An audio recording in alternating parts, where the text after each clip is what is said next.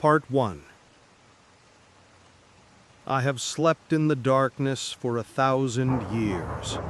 The sound of waves crashing against the cliffs echoes like the breath of death seeping through every crack in the cave ceiling. The smell of damp moss mixed with the smell of rotting bones. This is the familiar scent I have breathed for centuries. Rook, Holm, my island. Still the same, a lonely land in the middle of the vast ocean, where I have dwelt since the beginning of time. I, Malacron, stretched my skinny 2.5-meter-tall body. My skin is as pale as a corpse freshly pulled from the bottom of the sea, with veins bulging under skin as thin as wet paper. I don't need a mirror to know that my left eye glows purple in the darkness, while my right is a bottomless black void. My hair is white as bone, long and shaggy, hanging down my thin back. My torn clothes are still soaked with seawater and dried blood. There was a noise on the shore. I climbed silently, feeling the dark energy of the island flowing through my veins. They have come. Humans. How many years has it been? 200? 300? Or maybe even 1,000 years. Time passes like sand falling through my hand, meaningless and ungraspable. They are camping near the beach. About 20 people with flimsy boats. Adventurers or fugitives, it does not matter. All are the same to me, ephemeral and fragile. Night fell quickly on Rook Holm, the moon hanging over the sea like a silver eye, watching. I walked to a large rock near my cave, stroking its rough surface. A shiver ran from my fingertips, down my arm and throughout my body. Primordial power. The ability to carve laws into the very stone. My nails grew long and razor sharp, and I began to carve. I screamed in pain as the ancient text appeared under my claws. The first 5 rules. Do not laugh when the sky is red with blood. Do not call my name into the underworld. Do not light torches in the rain at night. Do not look directly into my right eye. Do not pick wildflowers growing on the cliff. As the dawn touched the horizon, I slipped into the shadows, but I still watched. The curious humans approached the stone slab, looking at the strange words I had carved. Some were scared, others laughed. All of them had no idea that their every breath, their every move was within my sight. They established a small village within a few weeks. The makeshift huts were gradually replaced by simple wooden houses. They named the village Grimsore, while the entire island kept the name Rook Holm, a meaningless name to me. I call them all prey.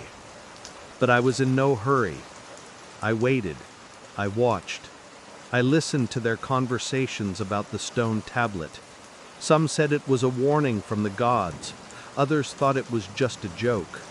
Regardless, I patiently waited, and then the moment came. A man named Kyle, the chief hunter of the tribe, violated the first rule. As the sunset dyed the sky red like blood, he laughed loudly at the fruits of his hunt, a huge deer. His laughter echoed across the beach, reaching me like an invitation. I stood on the cliff looking down.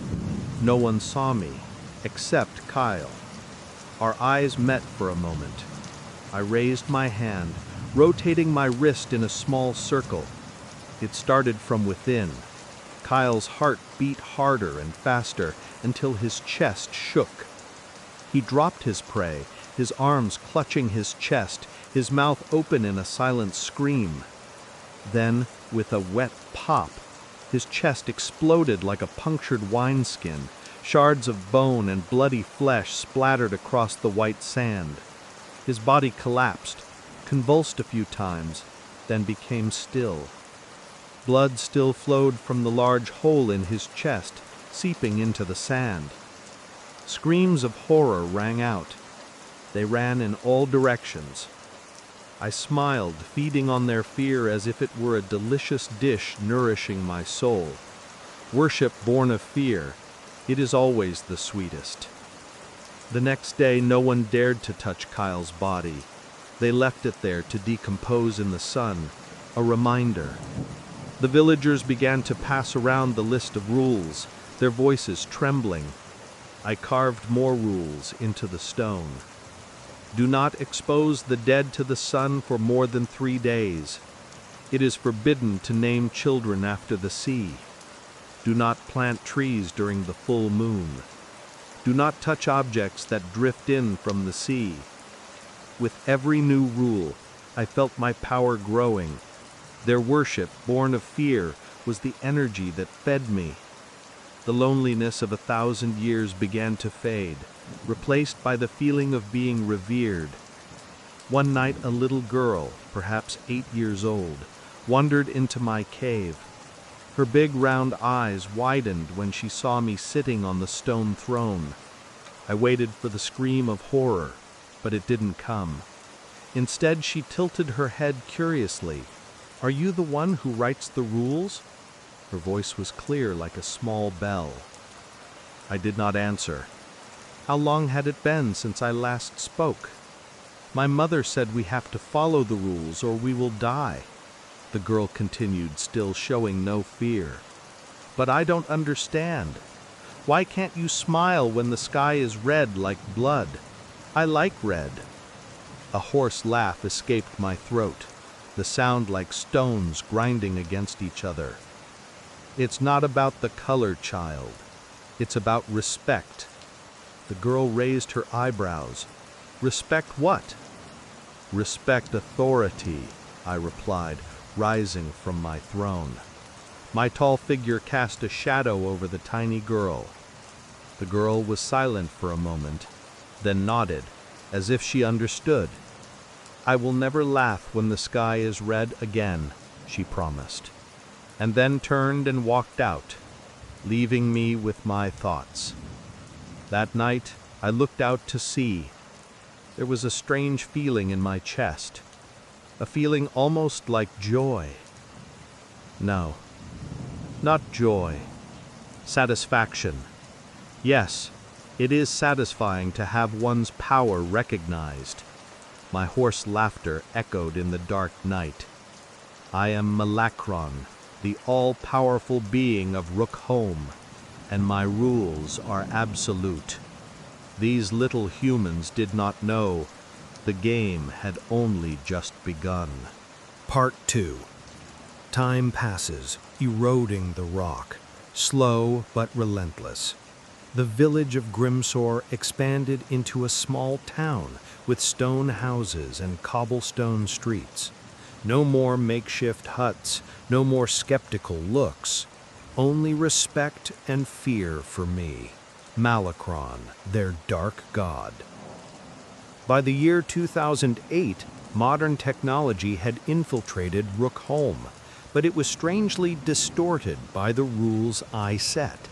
Cell phones were for indoor use only, never outdoors. Internet was accessible, but only from 9 a.m. to 5 p.m. Digital cameras must have their lenses covered when not in use. It was interesting, seeing how modern inventions still had to bend to my ancient will. I witnessed a change. They progressed from verbally passing down rules to forming a complete organization, the Order, led by Father Marvin, a thin man with sunken eyes and a voice like a funeral bell. He truly believed in my power, and I let him. I loved watching them build an entire culture around the fear I instilled. The Red Scroll, a book bound in human skin and written in blood, containing all my rules, became their holy text. They built a temple on the top of the hill, decorated with strange symbols. My image was carved on the walls, with mismatched eyes and a tall, skinny body. I never showed up there, but I always watched from afar, feeling the reverent energy rising from each prayer.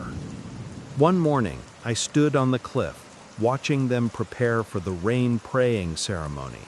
The sky had been gray for weeks, and the crops were withering. That's when I saw her, Elysia, the fiery red-haired weaver. There was something about her that intrigued me. Maybe the way she looked at the sky with defiant eyes.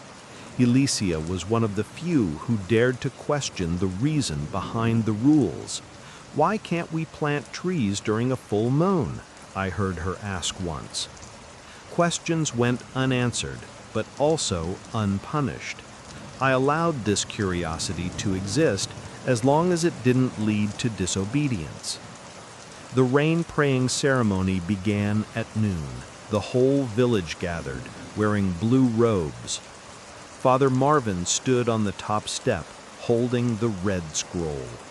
"O great Malacron, master of Rook Holm, we obey your laws. We worship your power. Please give us rain." The strong scent of incense wafted into the air. 7 ceremonial jars were placed in a circle. Each jar contained a different liquid: seawater, animal blood, oil, honey, and a pitch-black liquid I knew to be the ink of the giant kraken squid that lived in the deep sea. According to the ritual, these jars must be poured in a specific order. One small mistake could lead to disaster. My rule number 27. It is forbidden to knock over any ritual objects during the rain-praying ceremony.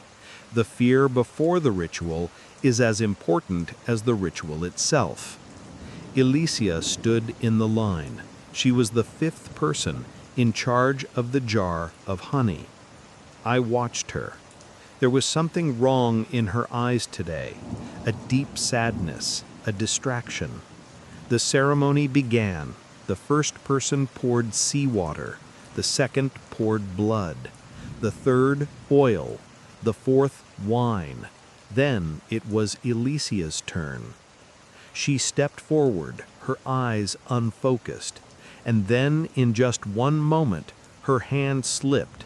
The honey jar struck the black ink pot, the forbidden 7th jar. The sound of breaking was like thunder. 2 liquids, golden honey and jet black ink, mixed on the stone floor. A terrible screech came from the mixture, as if the air itself was burning. The whole crowd froze. Father Marvin gasped. Elysia stood as still as a statue, eyes wide with horror. And then it began. A purple flame erupted from the liquid.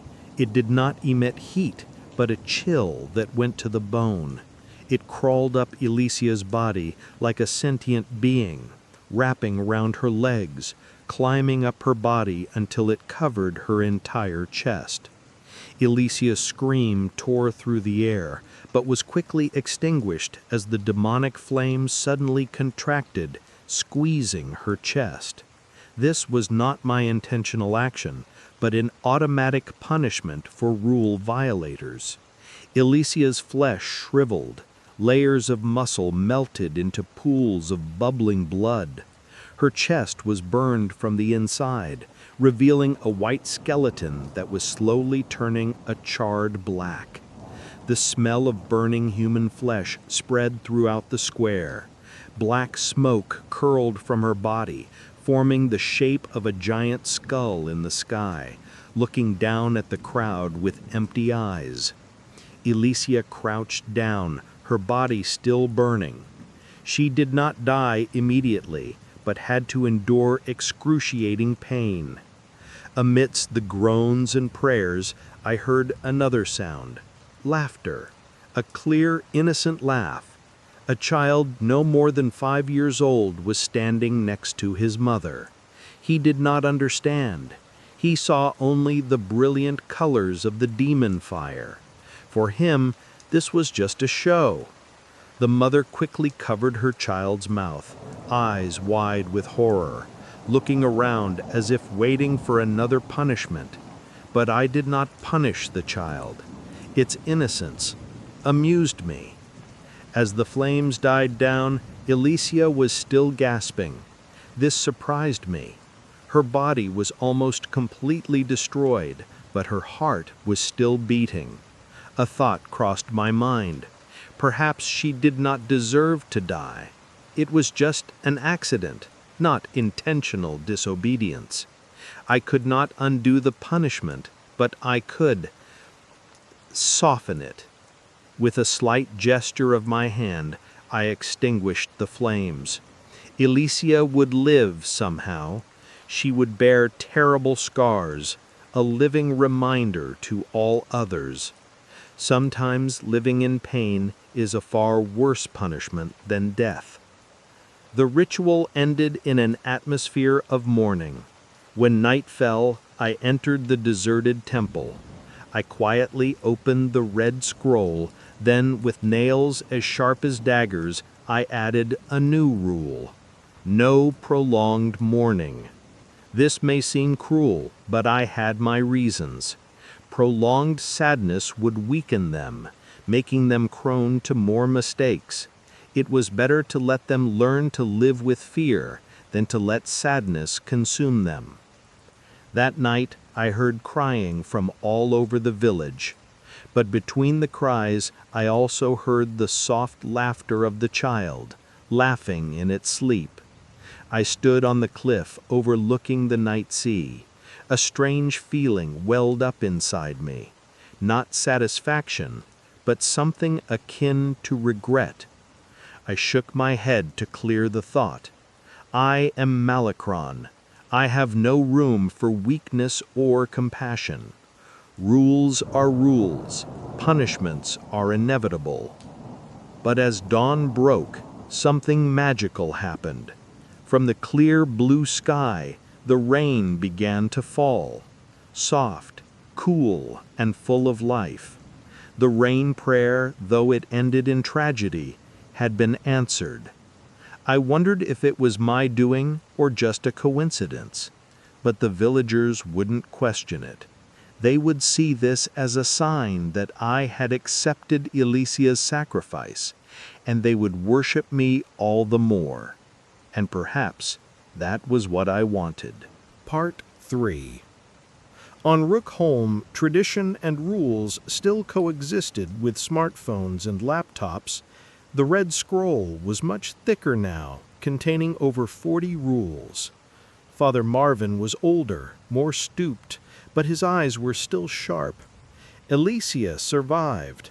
Her body bore terrible scars, but she still lived, still weaving the most beautiful cloth in town, still holding an unquenchable fire in her eyes.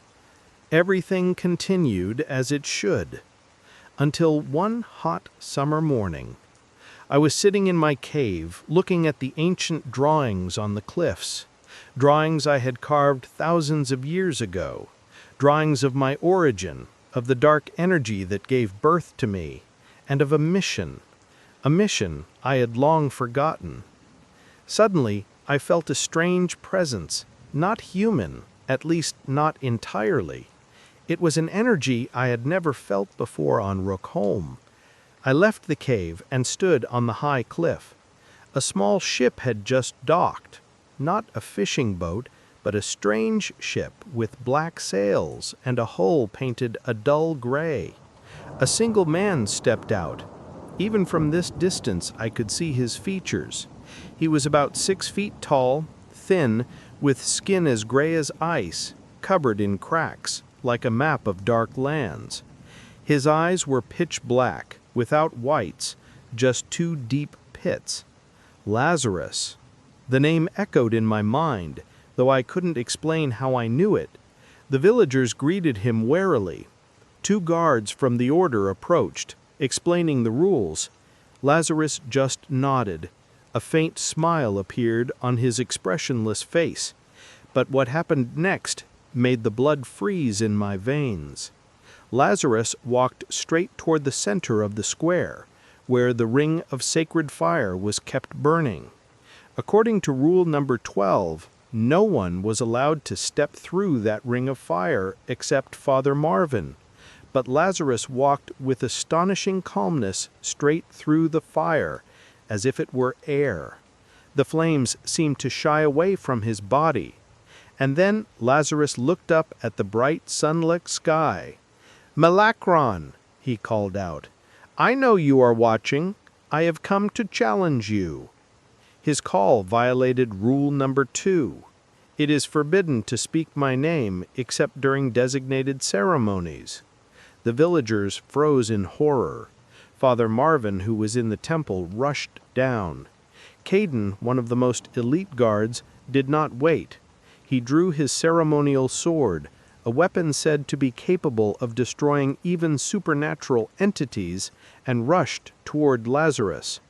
The blade pierced straight through Lazarus's heart. For a moment, all was silent. But Lazarus only looked down at the sword piercing his chest with curiosity. Then the unthinkable happened. The flesh around the wound began to vibrate. Torn muscles began to mend themselves. Shattered bones began to fuse, emitting a horrible creaking sound. The blood stopped flowing and then began to flow back into his body. Caden stepped back, his face as white as a sheet. The wound was almost gone. With a casual gesture, Lazarus pulled the sword from his chest, and the wound closed completely. "You never knew true power," Lazarus cackled, his laugh as cold as a winter wind. "You are only a bully, Malacron, a child hiding in the shadows." The crowd panicked. Some ran home. Others fell to their knees and prayed. In the panic, a few slipped and fell into the deep chasms by the sea. Father Marvin stepped forward. "Heathen," he said, his voice trembling but firm, "you do not know the power you are challenging. Leave our island before it is too late." Lazarus turned to the priest, a silvery gleam in his dark eyes. "I know his power better than you, old man. I have waited for this moment for a very, very long time." I could no longer stand still. For the first time in centuries, I left my hidden position and appeared in public. I jumped from the high cliff, landing softly on the square floor with a dull sound, as if the earth itself had shaken. A collective gasp rang out. Many had never seen me in person. My tall, thin figure, with pale skin and mismatched eyes, I must have looked like a nightmare incarnate. But Lazarus showed no fear. He even smiled, as if this were a reunion between old friends. "Malacron," he said, his voice suddenly familiar, "it is good to see you again." See me again? I have never met you. Or perhaps I had forgotten. My earliest memories were hazy. "Who are you?" I called out. My voice was like stones grinding together, dull and dry from centuries of disuse. "I am Lazarus," he replied, bowing his head in mockery, "the messenger of the void, the undying, bearer of messages from the primal being." The last name froze me. The primal being, a name I had not heard since the dawn of time, from before I existed on this island. A sharp pain shot through my head. "I don't know who you're talking about," I said, keeping my voice calm. "Oh, you know," Lazarus replied, his dark eyes boring into me. "You only pretend to forget, just like you pretend to be a god to these humans." Rage flared within me. The sky suddenly darkened. The ground shook beneath my feet, cracks appearing in the stone. Villagers screamed. "You dare defy me on my own island?" I roared, and my roar echoed like thunder. "You dare violate my rules?" My powers shook the earth. Dark energies surged from my body, wrapping around Lazarus like angry snakes. They squeezed, hacked, and cut through his flesh, ripping chunks of flesh from bone. But Lazarus stood there unmoved, as his body reassembled itself, healing itself, each wound closing almost instantly. A silvery glint flashed in his black eyes as the healing took place. "Your rules," Lazarus said, his voice surprisingly calm. "These are just chains you have created. You think you control them, but you are the one being controlled." I had no idea what he was talking about, but one truth was undeniable. My powers, which brought instant death to anyone who broke the rules, seemed useless against this creature. Lazarus stepped closer, showing no fear. "I will free this island," he whispered, low enough for only me to hear.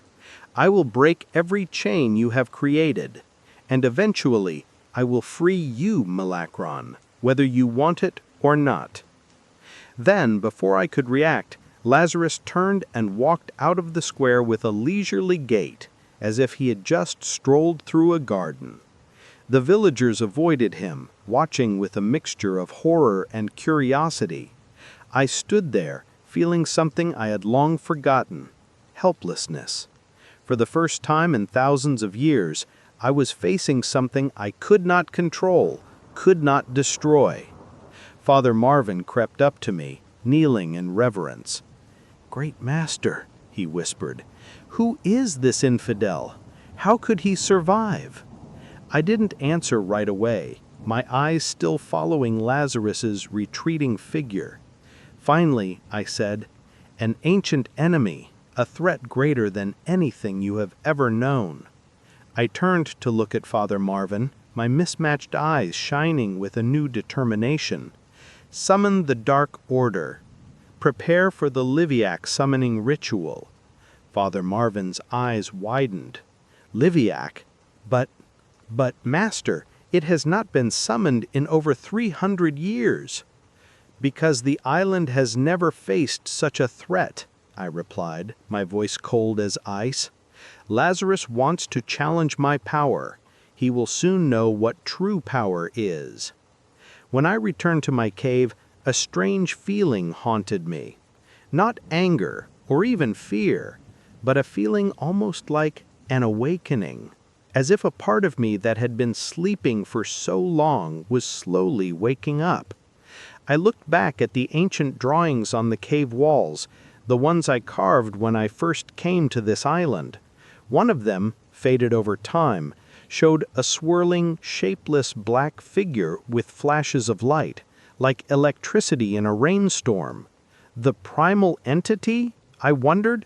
Why did I draw it, and why did I forget what it meant? Lazarus came to Rook Holm not to submit to my rules, but to break them. An immortal cannot be controlled by the fear of death. What should I do? The answer came immediately. Liviac, the ancient sea monster, a giant creature from the bottomless abyss, a creature I myself feared, but the only weapon powerful enough to threaten, if not destroy, someone like Lazarus. The summoning ceremony will take place on the full moon night, 3 days from now. Until then, I will observe.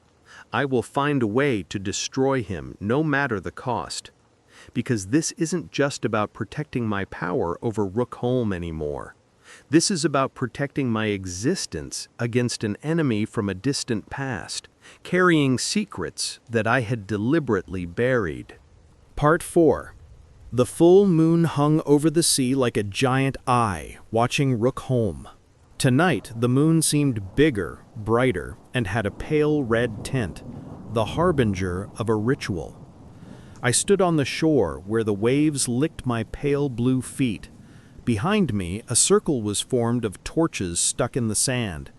Inside that circle, Father Marvin and 6 of the highest-ranking members of the order held open the red scroll. Over the past 3 days, Lazarus had deliberately violated many of my rules. He ate fish on Wednesday, Rule 19. He wore red in the rain, Rule 23. He even slept outdoors under the moonlight, Rule 38. Each time, I tried to punish him. Lightning descended from the sky, the earth cracked beneath his feet. I even sent mutated creatures to attack him, but nothing worked. Lazarus's body always healed itself. The villagers were terrified, but at the same time they began to ask questions. If my rules cannot punish violators, do they have any meaning? I could feel their faith wavering, and it weakened me. My strength is fueled by their faith and fear. When those things fade, so do I. That is why I had to act immediately. "Begin the ceremony," I commanded, my voice echoing across the beach.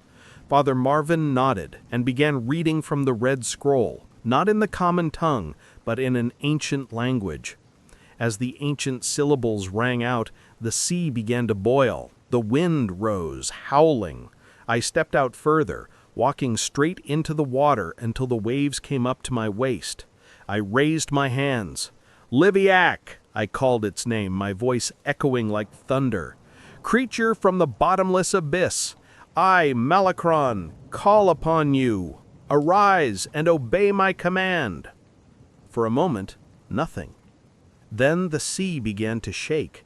A giant whirlpool formed about 100 meters from shore, and from that black hole, something huge began to rise.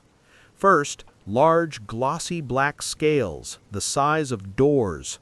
Next, a giant head, long and narrow like a crocodile's, with sword-like teeth and eyes as red as burning coals. Then came the long, winding body covered in sharp spines.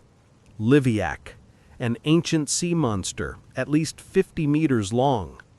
Screams of horror rang out from the villagers gathered on the hills. Father Marvin and the members of the order held their ground, though their faces were pale. Liviak turned his head towards me, his crimson eyes assessing me. I am not afraid of it. Though it could swallow me in one gulp, it was forced to obey my commands. It is an ancient covenant between us. "Master," Liviak spoke, not with words, but with a vibration in my mind. His voice was like crushed stone. "After how long you call me? I need your strength, Liviak. There is one who challenges my power, one who cannot die by conventional means." Liviak tilted his head. "Lazarus, I smelled him as soon as I surfaced. I wonder, you know him? We know creatures like him, those who bear the mark of the primal entity." Once again, that name sent a sharp pain through my head. "Enough," I roared. "I don't care who you are. You have broken my rules, and you will pay." "Rules?" Lazarus sneered. "They are not your rules, Malachron. They are your chains. Every rule you create, every life you take, only tightens those chains around your soul." A roar of rage escaped me, and I unleashed my strongest attack. Lazarus vanished before the attack, dissolving like smoke, only to reappear a few meters away. "I will give you time to think, Malachron, to remember, to awaken, and then we will meet again. And when we do, I hope you will be on the right side." With those words, Lazarus turned and walked away, disappearing into the thick smoke. Liviak roared in anger, realizing his foe had vanished. He turned to me, his crimson eyes accusing. "He is too strong," I told Liviak in my mind, "but this is not over." Liviak nodded slightly and turned away towards the sea. Father Marvin and the remaining members of the order stood in fear, witnessing my first defeat. In their eyes, I saw not only fear, but also doubt, and it made me feel weak. Back in town, I gave cold orders. Prepare protective rituals. Increase guarding of the temple and the Red Scroll. They nodded and hurried away, leaving me alone in the ruins of the forest. I looked around at the devastation. Trees crushed, earth plowed, black acid stains. "Rules. Defy power," I whispered. A wry smile played on my lips. The wind whistled through the hills like laughter from hell. And for a moment, I wondered if Lazarus was right. Were the rules really mine, or were they chains? Part 5. The air of Rook Holm had changed. My defeat by Lazarus had instilled fear, but not the kind that fed my power. This was a different fear, fear that the rules were no longer absolute. I, Malachron, was no longer invincible. In June 2008, electronic devices began to malfunction. Phone batteries died faster. Computers suddenly shut down. The villagers took this as a sign of my coming wrath. I paced my cave, feeling weaker by the day. The villagers' faith was wavering, and with it, my power was fading. Lazarus was still on the island, but he no longer openly defied me. Instead, he moved like a shadow, whispering treason in their ears. Tonight, with a crescent moon hanging in the inky sky, I decided to leave the cave.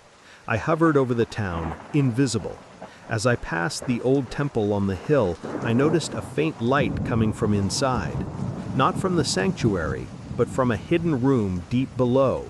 Curious, I crept in through a crack in the wall. In the flickering light of candles, I saw 4 figures sitting around a round stone table. And I recognized them all. Alicia, the red-headed weaver, survivor of the rain ceremony. The burns were still visible on her neck and chest. Caden, the elite guard of the order. His left eye had been sewn shut with coarse black thread, a wound he had received in his fight with Leviac. Father Marvin, the old priest. He had aged greatly after the failure. And the fourth, a woman I knew only as Mirabelle, a sorceress of illusion who lived in seclusion. Her hair was prematurely gray, her eyes a strange shade of purple. "We don't have much time," Father Marvin said, his voice low. As the days pass, Malachron grows weaker, but that also means he is more dangerous. A cornered animal is always the most terrifying. "Lazarus said he would help us, but how can we trust someone we know nothing about?" "Do we have any other choice?" Alicia asked. "Malachron has ruled this island by fear for too long. He has taken too much from us." Mirabelle finally spoke, her voice light as a breeze. "Fear is only as powerful as we allow it to be. Malachron has used our fear to feed himself. It is time we take that power back." I listened, feeling a rising anger, betrayal. Even Father Marvin, the man I trusted. "Malachron is not a god. He is an ancient entity, yes, but he has limitations. His power comes from the rules he imposes and from our belief in those rules. If we can break that chain, we can weaken him enough to seal him." Chain. The same word Lazarus used. I felt a sharp pain in my head. "And how do we do that?" Alicia asked. "The red scroll," Father Marvin replied. "It is the source of his power. If we can swap it with a fake one, one that doesn't contain the true power, we can weaken him enough to perform the sealing ritual." "But how can we swap it?" Caden wondered. "That's where my abilities come in," Mirabelle said, a thin smile on her lips. "I can create an illusion strong enough to fool even Malachron for just a short while." They continued to discuss the plan. Before they proceeded, Father Marvin said, "Let each of us share why we are in this fight." Alicia was the first to speak. 10 years ago, when I dropped the ink pot, I lost not only my health, but also my only son. He was 7.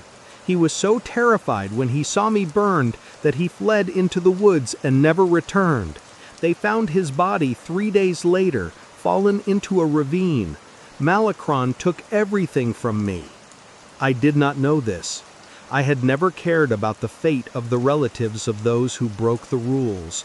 To me, they were just collateral damage. Part 6. The phosphorescence ceremony is the oldest ritual on Rook, dating back to before I laid down the first rules. A ritual to welcome the darkest time of the year. For hundreds of years, I had used that belief to consolidate my power. But this year, things will be different. I knew about the Alliance's plan, but instead of stopping them, I decided to let them proceed. Since Lazarus appeared, strange dreams have haunted me. The image of the swirling black shadow, the voice commanding me, controlling me. And in those dreams, I'm not the one making the rules, I'm the one bound by them. Dark clouds rolled in. Villagers gathered in the central square where a large pyre had been erected. Father Morven stood on the top step of the temple with the fake red scroll in his hand. He didn't know that I had seen the exchange, when Mirabelle used her magic to fool the guards and Caden stole the real book. Beside Father Morven was Elisha. Caden stood at the foot of the stairs. Somewhere in the crowd, Lazarus was waiting. I could feel him, like a sore spot in my mind. Right at midnight, I appeared, not slowly, but in a loud thunderclap that tore through the sky. I landed atop the pyre. My skin was paler than usual, my left eye a fiery red, my right eye a black void. "Villagers of Rook, Holm," I spoke, my voice echoing like crushed stone. "Another year has passed under my rule. Today we will add a new rule to the Red Scroll, a rule that will bind you more closely to my will." Father Morven stepped forward and opened the fake Red Scroll. "We are ready, Great Master." I reached out, my long, sharp nails touching the surface. Immediately, I sensed the difference. This was not the real Red Scroll, but I continued as if I had noticed nothing. The new rule, forbidding looking up at the sky when there are stars. I scratched my fingernail across the surface. Normally, the cut would have filled with blood-colored writing. This time, nothing happened. A murmur of surprise spread through the crowd. "It seems your power is no longer effective, Malacron," a voice rang out. Lazarus stepped out, advancing forward. "Lazarus," I growled, feigning surprise and anger. "You dare appear before me?" "I not only dared to appear," Lazarus replied, a faint smile on his lips.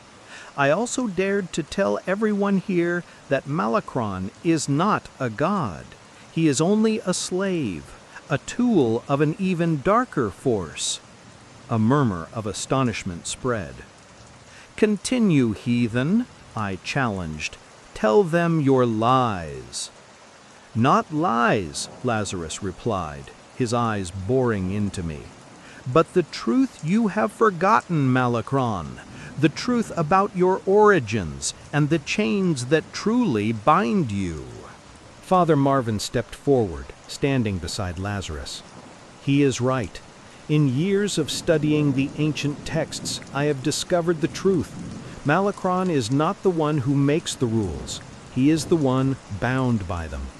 Every rule, every life taken, only tightens the chains around his soul." Elisha and Mirabelle also stepped forward. Caden drew his sword, not to attack, but to raise it high as a symbol of defiance.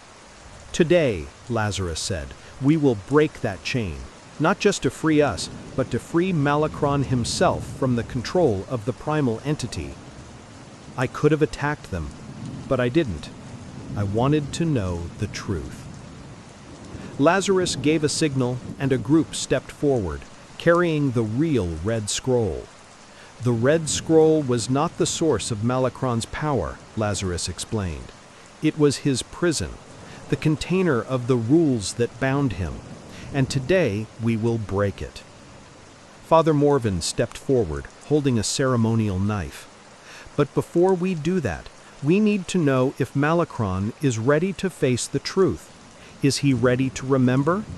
All eyes turned to me. And in that moment, the pitch-black sky suddenly split open, and from that crack emerged the primal entity, a swirling, shapeless blackness with electric flashes within. "It is too late," it spoke, its voice echoing in 1,000 echoes. "My tool has done its job. The chains are reinforced. The gate is ready to open." The gate? A vague memory stirred in me. "We cannot let it complete its plan," Lazarus shouted. "If the gate opens, all will be over." "Tell me," I spoke, not to Lazarus, but to the primal entity. "Who am I?" The primal entity seemed to vibrate. "You are Malachron, the power of Rook Holm. You are my tool, created from the dark energy of this island. You exist for one purpose, to create fear and suffering, to nurture them until they are strong enough to open the portal between worlds." "Why?" I asked, as fragments of memories began to return. "Because I have been trapped in the space between worlds for too long," the primal entity replied. "I needed an escape, and fear was the key. Every life taken in fear, every drop of blood spilled weakens the boundaries, and you, Malachron, have served me well." The pieces of my memory slowly began to connect. I remembered. All of it. I turned to Lazarus. "You are not my enemy?" "Never," Lazarus replied, a small smile on his lips. "I am the embodiment of hope, created by the collective will of the souls you have taken. I did not come here to destroy you, but to awaken you." "It is too late," the primal entity roared. "The gate is opening. Your world will become part of mine." From the crack in the sky, a dark light began to pour down, distorting everything it touched. "We must act now," Father Morven shouted.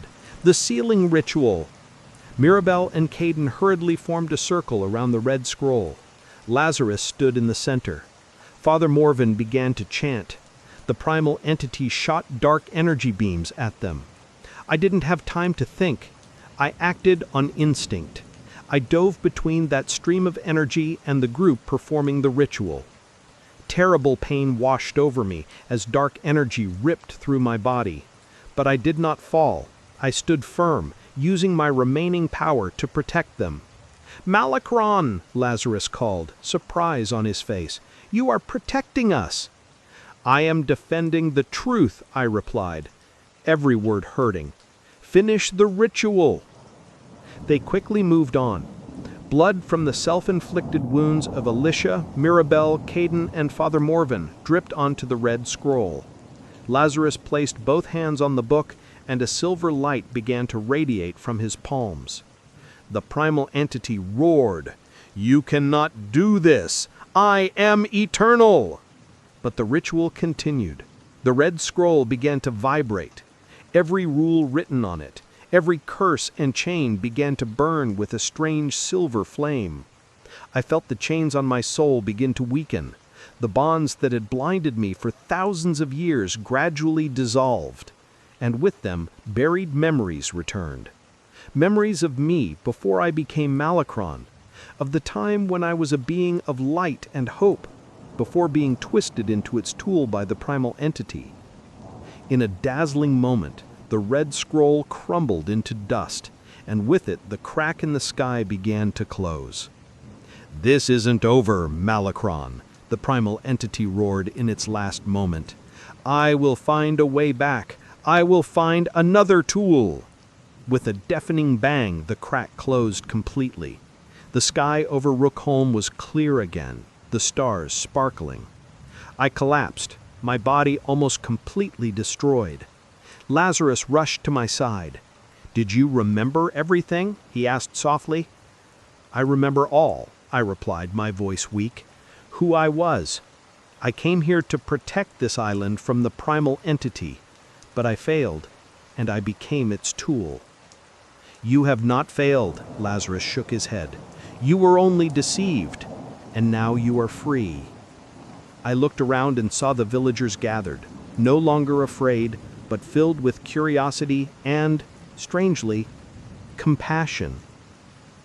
"What about them?" I asked, "after all I have done?" "They will learn to forgive," Father Morven said, kneeling beside me, "as you will learn to forgive yourself." "I cannot stay," I said, feeling my body begin to dissolve. No more red scroll, no more chains. I was no longer bound to this form. "So where will you go?" Elisha asked, tears in her eyes. "Back to where I belong," I smiled, a real smile for the first time in thousands of years. "Back into the light." My body began to glow, no longer the pale corpse-like color, but a warm golden light. "And you, Lazarus?" I asked, "where will you go?" "My mission is complete," Lazarus replied, and I noticed his body begin to dissolve too, but into sparkling points of light. "I was created only to awaken you. Now I will return to the spirits that created me." As we both dissolved, a miracle happened. From where the red scroll had crumbled, a silver light spread across Rook Holm. Wherever the light passed, everything came to life. Plants grew faster. The dry land became fertile. The sea changed from gray to turquoise. Leviac, the ancient sea monster, rose from the ocean one last time, no longer a terrifying giant, but a majestic sea dragon with silver scales. It looked up at me, and in its crimson eyes I saw understanding. It bowed its head in respect and dived back into the depths, no longer a jailer, but a protector. "Goodbye, Malachron, or whatever your true name was," Father Morven whispered, and I watched over them, not as a ruler, but as a friend. A reminder that even in the deepest darkness, light always finds a way to shine through.